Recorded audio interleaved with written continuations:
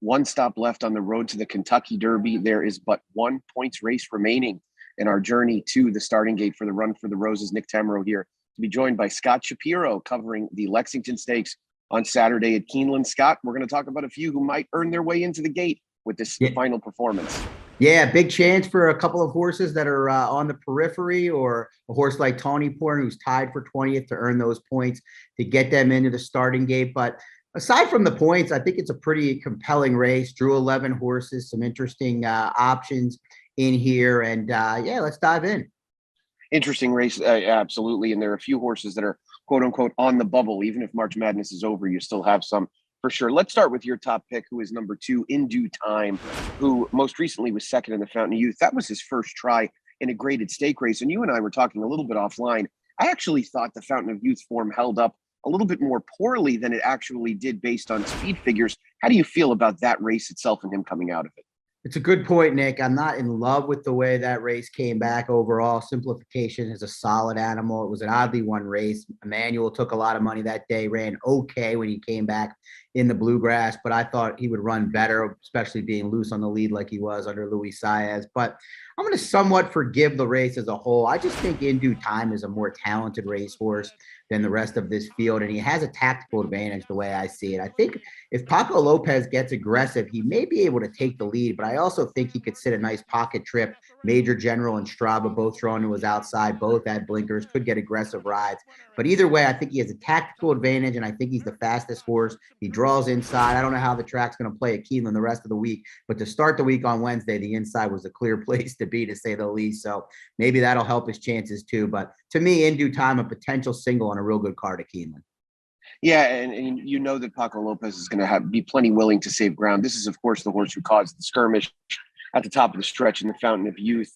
One of the things that's always been difficult for me about handicapping horses like this is that when he was sprinting, he was forwardly placed. And now that he started going long, he's actually been able to sit back comfortably. I think it goes to your point that he's a horse with some definite quality, and hopefully we'll see him continue to develop here and earn his way into the Derby starting gate. I picked number 9, Tawny Port, who's trying dirt for the second time in his career. And in going back and watching the Risen Star, I'm not altogether certain he got the fairest shot in there. Florent Drew had him off the pace early. He had been effective in his 2 prior starts, sitting way back and making one run. He got into some pretty serious traffic trouble going around the turn, got stuck behind a tiring horse, and ended up getting all the way shuffled out to last. He switched out with a pretty eye-catching move at the top of the stretch and basically just picked off a few tired horses. It's a running line that probably is better than it looks, but it's still not that great, if that makes enough sense. And this is a horse who, what I'm encouraged by is that he took a clear step forward last time out, showing significantly more early speed. And I think if he's able to do that again,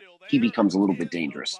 No, I agree. And you're spot on with the Risen Star trip, pretty much a toss race, but he did show some ability to run on the dirt in there during it. And like you said, his lone try on dirt. It remains to be seen if he's up to the task to win a race like this, but the Risen Star certainly better competition than he faces today. It's a solid group in here, but there's no Epicenter, Smile, Happy, or Zandon. So if he can take a step forward and use that effort in the Jeff Ruby Stakes to propel him to a big effort on the dirt, he's certainly a major player. 23 years ago, Dwayne Lucas used the Lexington as a springboard to win the Derby with Charismatic. He's going to try that again with Ethereal Road, who's back on short rest.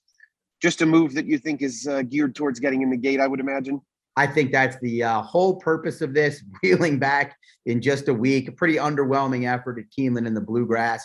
He was probably best in the Rebel, but that race has not come back very strong at all. It didn't look like it was a good one at the time, and hasn't really changed my mind. I'm sure not yours, not to put words in your mouth either, but not the strongest rendition of the Rebel.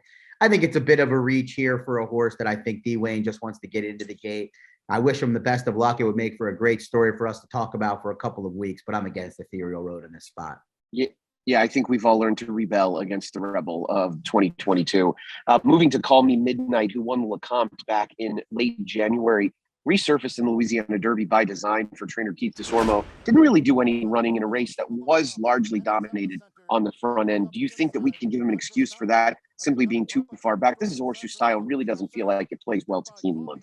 No, I agree with all of that. He was against the flow that day, so I am going to somewhat forgive the effort in the Louisiana Derby. He did make a bit of a middle move there and swinging wide, but really didn't have a fair chance. My problem with Call Me Midnight is I don't think he's going to get much of a pace to run at today. There might be an honest pace if both Strava and Major General move forward in terms of showing early speed with the addition of the shades, but if not, there really isn't very much speed signed on. So while I think Call Me Midnight is one of the more talented racehorses in here. I know Keith DeSormo was very high on this horse going into the Louisiana Derby. This is a definite decrease in competition. I just don't think the race shape is in his favor, Nick. I completely agree. I think it's going to be difficult to make up significant ground in here. You mentioned Major General, who of course won the Iroquois last fall at Churchill Downs, kicking off the road to the Kentucky Derby. The blinkers are going on second off a layoff. I don't know, Scott. I have a very hard time taking horses like this seriously that come in off performances that were that bad, but I do get the argument that you could say it was just simply too bad to be believed. Yeah, it was really bad. He did stumble at the start. You could say cost him all chance, but he just did absolutely no running that day.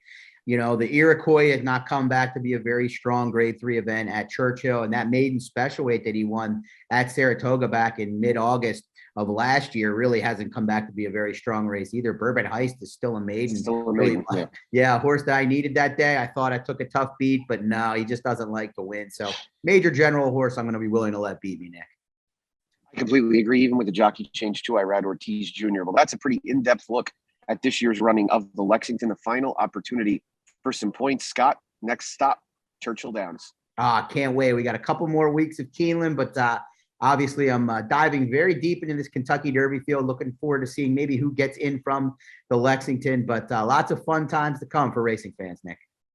We're all waiting and anticipating for that first Saturday in May. That's where we'll see you next. Make sure you're playing along on twinspires.com. For Scott Shapiro, Nick Tamero here. Until next time, best of luck.